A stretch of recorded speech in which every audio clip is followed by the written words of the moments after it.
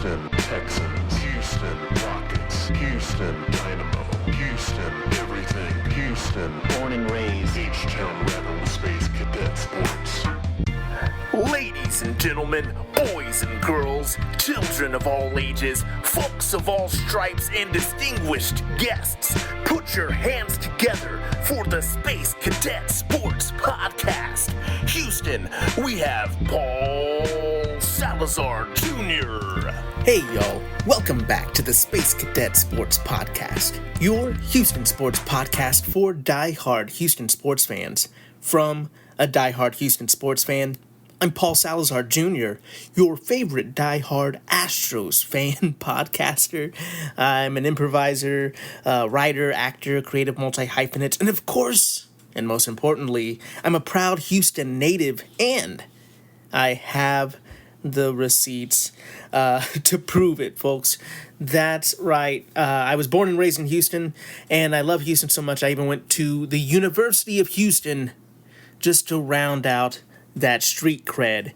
I've spent the last decade or so as a comedy writer here in Los Angeles, and now, well, I'm podcasting. You know, that's what happens once you hit 10 years out here. You just start absent-mindedly calling it the 10 instead of I-10, and you start podcasting. Welcome to said podcast.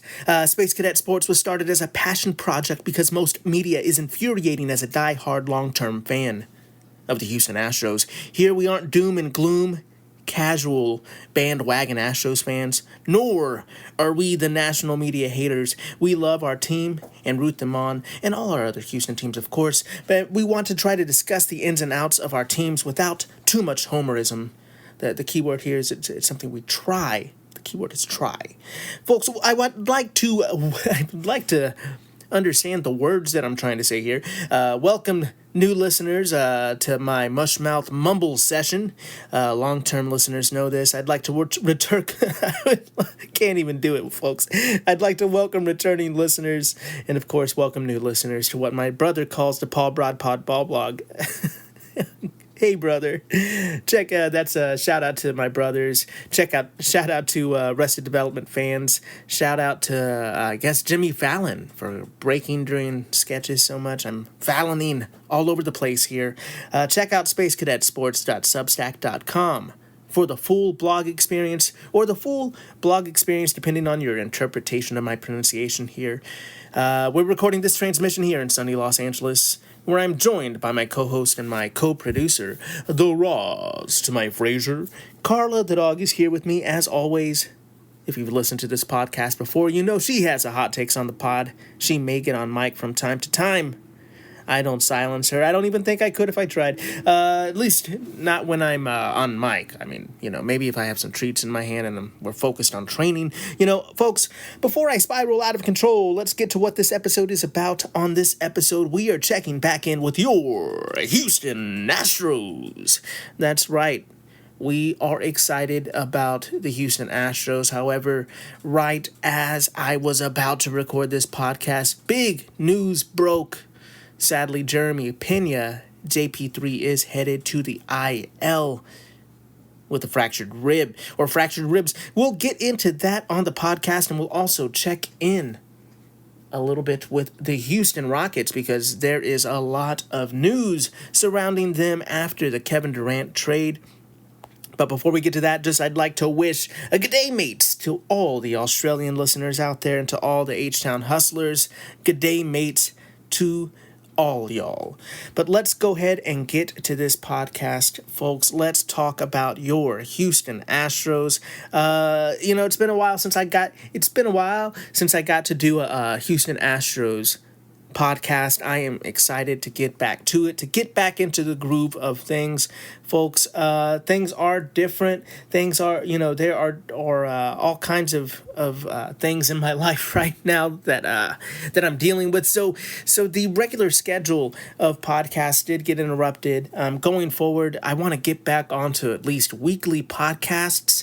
You know, and I'm just being honest with you guys. That may be a little difficult from week to week, but I will be active either on the podcast or on the blog to check in with y'all about your Houston Astros and a little bit with how I'm doing personally, folks. We're really excited about the Astros here because your Houston Astros, as of today, their off day. That's right, we're having an off day goof off here on the podcast. Your Houston Astros are 50-34, leading the AL West right now, just past the halfway point in the season. Folks, y'all thought I was crazy. At the beginning of the season, when I was projecting that this team would be really good, that this team would compete to win the AL West, that this team had what it took to win the AL West, a lot of people were scratching their heads or just kind of mumbling to themselves about how I was a homer. I said, I believe, we'll go back and we'll get the receipts, but I believe I said this team could win 90 games this season.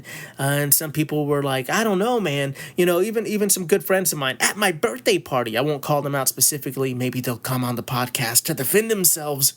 But somebody asked me how I thought the Astros would do, and I said not 90 wins, and they were like, "Woof." I mean, I hope so. I pray. Nobody was like outright calling me crazy to my face, but some people online thought I was being a homer. Some people thought I was being way too bullish. And this is just the halfway mark. You don't count your chickens before they hatch. We all know. We all know that, but all I'm saying is that this team is a lot better than people gave them credit for at the beginning of this season, and the fact that they just keep putting it together, they keep finding pieces to either call up and add to the starting rotation, to find new arms to add to the bullpen to make it steady once again, or finding just a bat or a defender or a glove for a couple games to call up and help shore up the lineup, seeing that there has been lots of injuries. And speaking of injuries, folks, we wanted to get off on a little bit of a positive note there, but there is no way to bury the lead today. Unfortunately, the big news today is that Jeremy Peña, this was dropped less than an hour ago. Like, I seriously was about to record the podcast. I was like, it's time to get back into these habits. The world can be a weird place. Things can be scary at times, but it's time to get back into my habits, get back into the groove of things. I was getting into that power of positive thinking, and then I had to kind of scrap all my notes for the podcast because it dropped that Astros shortstop Jeremy Peña has been injured. On that I believe it was Friday's game against the Cubs. He kind of got belted right in the ribs there with a pitch, and he had to go immediate. He basically, the imaging at that time did not reveal an injury, and then further MRI and CT scan performed yesterday, I believe. Yesterday is Sunday. Today is Monday as we're recording of this podcast. I know my days. Get off my back. I know what day of the week it is, Dad. But I think yesterday was Sunday. They did the further imaging, and on further imaging, when the inflammation was down, they could see that there was an injured rib, fractures in the rib there. He is on the 10-day IL. Let's get to the quotes here. From Dana Brown, quote, "If he feels like he's fine after a week, we'll start some baseball activity." There has been a lot of news about this team and injury reporting. Now, I truly, I'll be honest. I can admit when I'm wrong. I thought, from reading Chandler Rome, that I really didn't like Chandler Rome too much. But after listening to his podcast, after knowing that Chandler Rome can be a bit of a dry guy, I realized that I understood Chandler Rome a whole lot better, and I like his reporting a whole lot more after getting to read him more and listen to him more. Maybe my strong opinions about Chandler Rome were just a little reactionary. Is he my favorite reporter?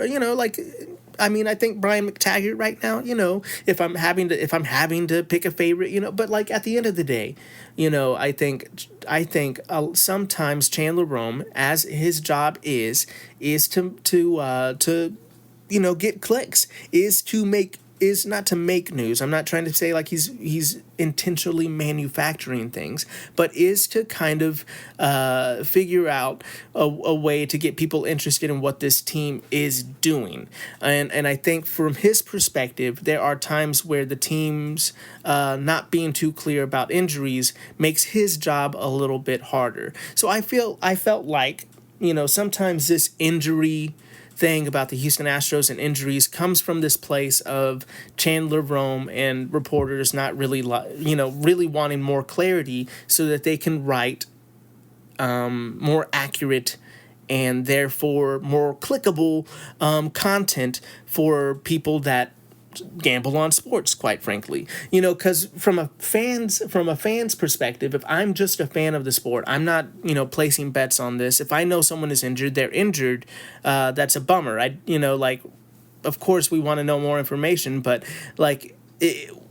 it doesn't really, like sometimes with this, like in this case, people are probably saying like, oh man, what's wrong with the Astros? How are they not able to see that it was a fracture from the beginning? Doctors get things wrong. And when you're belted with a baseball in the ribs, there's a lot of inflammation. They probably needed some of that inflammation to go down to get a clearer picture of this rib, and then I've also seen fans online say that, it was not even a fastball, it was a breaking ball, or it was an off-speed. I don't remember specifically, honestly, off the top of my head, so I'm not trying to say for certain, but they're basically saying it's not a fastball. It's like, yikes, y'all. Tell me you've never played baseball by telling me you've never played baseball, because even an 80-mile-an-hour fastball to the ribs is not fun. And I've had broken ribs before. It is excruciatingly painful.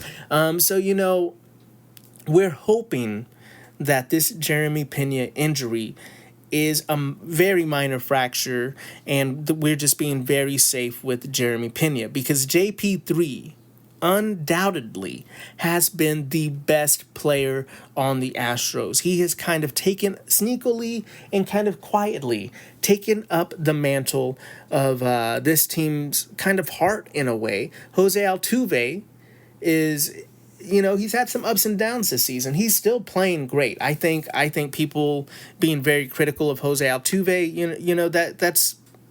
that's their right to be very critical of him, to hold him to such a high standard. I think he's still having a really good season. It's just we're hoping that it that he kind of comes back to a little bit more of the success that we've known him to have. I think this is a little bit of hand wringing over aging, but Jose Altuve is a streaky player. We do have to remember that. However, Jeremy Peña batting leadoff, being just such an amazing player for this team, not only offensively but defensively on the base pads. Jeremy Peña really is starting to be the heart of this Houston Astros team this season. So we need him back, not only for his production, but just because he really is a spark plug in the same way that Jose Altuve has been a spark plug for most of his career. And, with Alex Bregman gone, with Kyle Tucker gone, we are all saying who is going to step up and be that leader. It looks like it's Jeremy Peña's time to shine. And folks, we don't want him injured too long. We want him back. So we're hoping and praying that this is not a Yordan Alvarez situation. We hope that this is not some injury that is just going to plague Jeremy Peña and that he's able to bounce back very quickly. Alvarez truly just has been plagued with some injuries sometimes, and sometimes he's slow to recover. These are two different injuries and two different players, so I don't think we need to stress too much about that. But obviously, we want JP3 back sooner than later, and especially because I truly think one of the most heartbreaking things about this is that it truly hampers Jeremy Peña's case for the All-Star game. There are so many great shortstop. Shortstop is a natural position to put some of your best players on, in that spot. But Jeremy Peña deserves to start the All-Star game with the season that he's had. Bobby Witt Jr. obviously is a big name and an incredible player with incredible talent, but maybe I'm showing my homer stripes, but I do think that Jeremy Peña deserves that, and with some time off for injury, this just really makes the case easy for people to say that, well, he had that injury, so that's why he wasn't the starter. But he had such a great start to his season. After this quick break, folks, we will come back. We will talk about your Houston Astros, how they played against the Phillies, how they played against the Cubs, and their upcoming series. And we will also have a little bit of Rockets talk at the end of the episode. So stay tuned. We'll be right back. Houston Astros, Houston Texans, Houston Rockets, Houston Dynamo, Houston everything, Houston born and raised, H-Town Rebel Space Cadet Sports. Hey y'all, welcome back to the Space Cadet Sports Podcast. I'm your host, Paul Salazar Jr. We're here with Carla the dog in studio. That's right, here in sunny Los Angeles. Folks, going from our last podcast, going into this one, we were definitely looking at the teams that we're playing. The Houston Astros. I say we sometimes. I try to get out of that habit. Of course, I was not playing the game, but we as fans, we were looking at the games and the series that the Houston Astros were going to play at home here, the Philadelphia series against the Phillies and against the Cubs, and being like, these are two huge tests for this team. Well, folks, the Houston Astros swept the Phillies. They didn't have Bryce Harper, of course. That does need to be mentioned because Bryce Harper is such an amazing player. But also, the Astros didn't have Yordan Alvarez. The national media is always so quick to be like, oh, well, the Astros beat them without this player. Well, what about the fact that we have like a whole rotation of pitchers on the IL? Yordan Alvarez isn't there. We can sit there and talk about injuries for the other team, but we have injuries too. I say as I pout. But truly, truthfully, I'm just trying to say is like, yes, they didn't have their best player, but neither did we, arguably.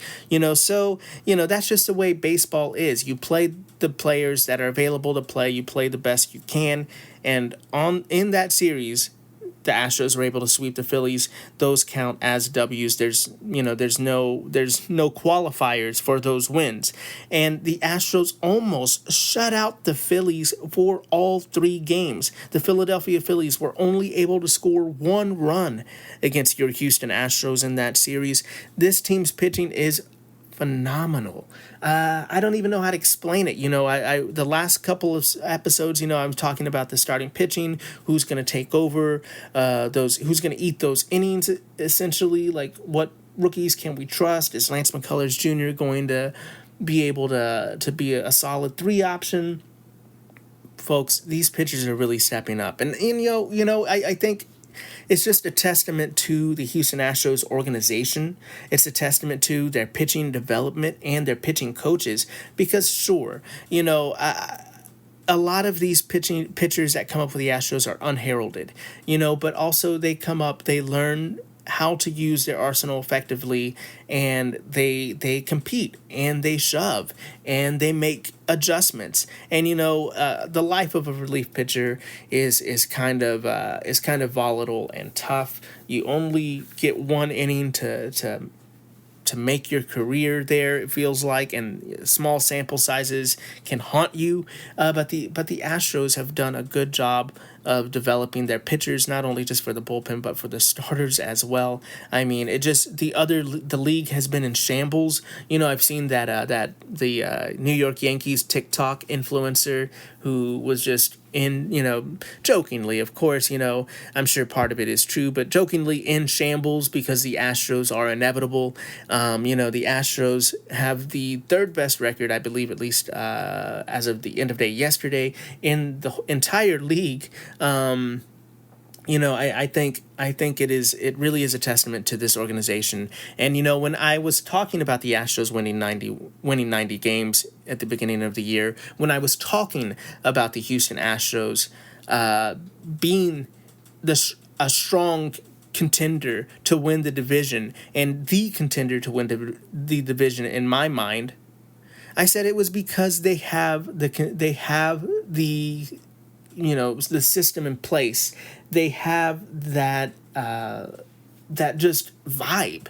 And until they don't have that winning feel, until they don't believe that they're inevitable, this team kind of is inevitable. Until the Mariners come up and win the division and knock them out of the playoffs, or until the Rangers find some consistency. I really think the Astros, because they believe that they are the ones that should have the crown, that helps them win baseball games. That's just that kind of mentality. That kind of team mentality can't be bought. It can't be taught, and it's what the Astros have, and it's incredible. The next series the Astros played was against the Chicago Cubs with Kyle Tucker and Ryan Presley returning to Daikin Park. And it was good to see them receive some love. I definitely got angry when I heard that some people were were thinking about booing Kyle Tucker or Ryan Presley, and I just was like, don't be Yankees fans. Don't be those kind of awful fans. Like, these players specifically they got traded away. Like, what are we even doing? I think it's tacky booing returning players unless they did something like truly immoral. Like, if it's just for like baseball business, it's kind of tacky, it's kind of cheesy, it's cringy, fam. That's right, I have the Riz.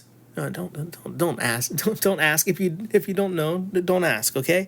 But like, truthfully, folks, like, it was good to see both King Tuck and Ryan Presley come back. The first game, the Astros were able to win 7-4, and Saturday's game, the Astros took it on the chin. My goodness, Kyle Tucker took it to the Astros in a retaliation game there, and the Cubs won 12-3. It was a really rough game for Lance McCullers Jr., who came back from the IL. Big story here. Lance McCullers really was struggling to find the strike zone in the first inning, struggling throughout the game, I would say is fair to say. I think we love Lance McCullers at this podcast. There is definitely, we try to be loving at this podcast as best we can. We do make our jokes, especially with somebody like Lance McCullers, who has been in the news because of people just being straight up jerks, and there's no other way around it. They're harassing. They're harassing Lance McCullers Jr. and threatening his family.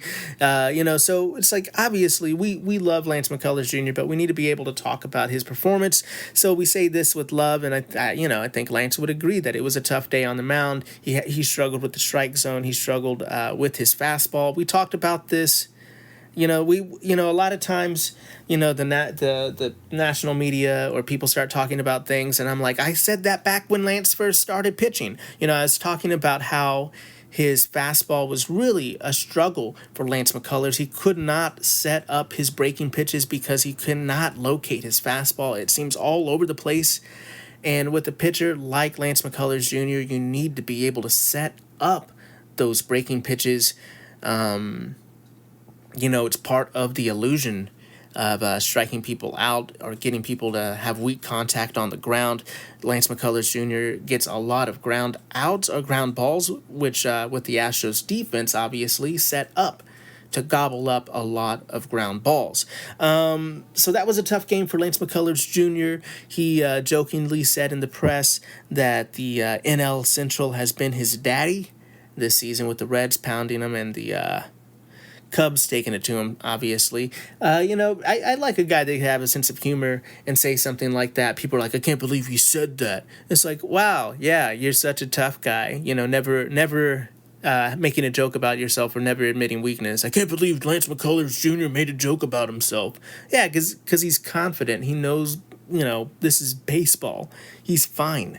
The Astros were able to win the last game of the series on Sunday. That's yesterday. 2-0.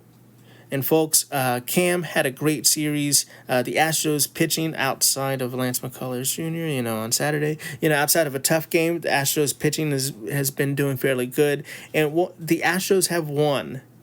I think this is the 10th series in a row, I believe, or won or split, because they split the series with the Athletics. Sorry, I was just like, what do I call them? But yeah, I think, the Astros are really on a tear. June has been a great month for the Houston Astros, and they're trying to turn the page to look at July to continue to gain ground in the AL West. They are 50-34, like I said earlier. They are 6.5 games ahead of Seattle. Don't look now, but the South Oklahoma Rangers are 41-43, 9 games back. We still have a lot of baseball left to play. You look at last season with what the Astros did. You don't want to get comfortable. You don't want to get complacent. You don't want to start popping off too soon. But folks, if these Astros can just get better as the season goes on, like they do, this team, if they can continue this momentum, if they can get healthy, if they can figure out a great rotation, we have 2 great aces. If we could just figure out a third and a fourth pitcher to have some consistency, if the Astros can get consistent as the season goes, if the Astros can get healthy as the season goes, this team is going to be a force. Truthfully, I'm very happy that this team has been making me look good here. I've been nervous to talk about them. I haven't talked about them since they've really started going off this June. June's been a tough month, obviously. But they are 7-3 in their last 10. They are going to play the Rockies coming up starting tomorrow in Colorado. And then for 4th of July weekend, they will be playing the LA Dodgers in LA. Pray for my life, folks. I do think it's kind of going to be one of the worst teams in baseball, and then one of the best teams in baseball. Playing them back to back. We'll see how the Astros take this road challenge. Obviously, I think it should be easy pickings with the Rockies. Sometimes the Astros play down to talent. I don't think this will be. I think the Astros offense has a chance to really heat up against the Rockies, and I'm betting that they're going to heat up against the Rockies and sweep them. And I do think that in LA, it's going to be a tough series. The Dodgers are a tough team. Right now, as of the recording of this podcast, Lance McCullers Jr. His next start will be at Dodger Stadium, and he has looked a little tough, and people are really barreling up his stuff. So that game makes me a little nervous. And I know a lot of people were critical of Joe Espada, Astros manager Joe Espada. Why are you letting McCullers pitch so much? Why is he even in the rotation? Folks, look at the division standings. Look at where the Astros are right now. It's, I think right now the Astros are trying, they have the luxury of needing, well, first of all, they have the luxury of playing really well, so they can afford to let McCullers get right a little bit, just the way you would almost afford to let a couple of rookies get right, but if those rookies are doing good, they're buying some time for McCullers now. Truthfully, that's what the Astros like to do. That's kind of been their recipe for success in past seasons, is the team is just so good, you can kind of let a pitcher or let a hitter get right because the lineup or the rotation can kind of take a little bit more damage because they're doing so well. So, I do think McCullers, it won't be fun to see McCullers have a tough game at Dodger Stadium, but you're not gonna hide him or change everything because of one game. That's just how it goes. It's baseball. It's a long season. Things happen. People get all excited about it. It's a regular season game. But with that being said, I think the Astros take the series 2-1. It's going to be definitely going to be a series to watch, and we are looking forward to it. Folks, let's talk about the Houston Rockets really quickly before we wrap up this episode. The Houston Rockets, seen after they signed Kevin Durant, there's been all kinds of rumors. I've talked about Cam Whitmore and Reed Shepherd getting more playing time. There has been rumors of Cam Whitmore perhaps being shopped around in a trade situation, which a lot of Rockets fans have been like, no. We like Cam.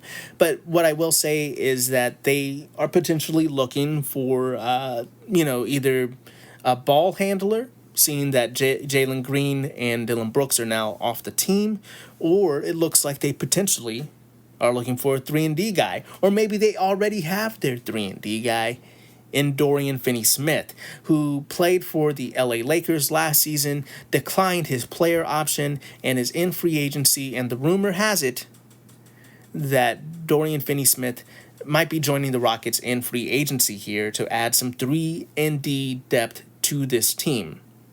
Another big thing, obviously, is the rumor is that they're looking to re-sign Jae'Sean Tate, captain of the Stay Ready crew.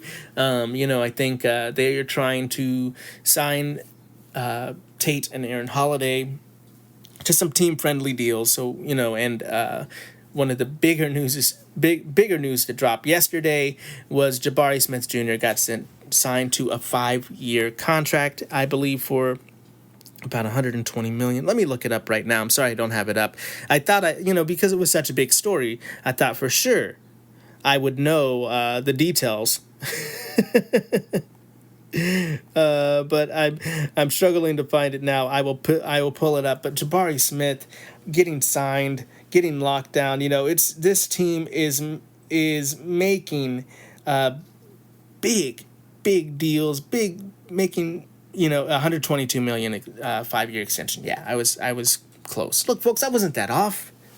I just wanted to make sure I was. Look, I don't want to be lying to you out here. I know nobody comes to me, for 100% fact and breaking news. But still, I don't want to be a clown out here. I know I am a clown, but I don't want to be too extra clownish, I guess is what I'm trying to say. But Jabari Smith Jr. signing with the Houston Rockets long term is big news. This team is setting itself up to be a big contender in the Western Conference for years to come, not just for the next couple seasons with Kevin Durant. I'm very excited about it, folks. Other rumors that are happening, James Harden wants to come and join the Rockets. I don't think that's necessarily going to happen.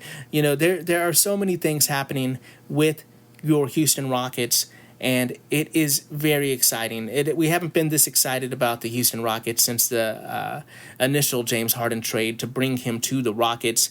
This is exciting times for Houston basketball all around, folks. And with that being said, we are going to go ahead and wrap it up this transmission, Space Cadets. Thank you so much for listening to the podcast. Please like, rate, review, subscribe, share, bop it, kick it, skip it, smash all of the buttons for me. We are a small podcast and only go as far as our listenership takes us. We are supported by listeners like you. So please share with a Houston fan in your life or an Australian. Give a 5-star rating wherever you're listening to this podcast on. If you've gotten to this point, I think, 5 stars isn't that bad. You got to the end. Maybe you like it. Please give us 5 stars. It really does help a lot. Or you could share this podcast. That would really be helpful. Or check out the Substack. That's going to be I don't know why I had to add the W's. I just wanted to sound official, I guess. SpaceCadetSports.substack.com. Get the full blog experience there. Or you could let us know your takes in the comment sections there, or on social media at Space Cadet Sports.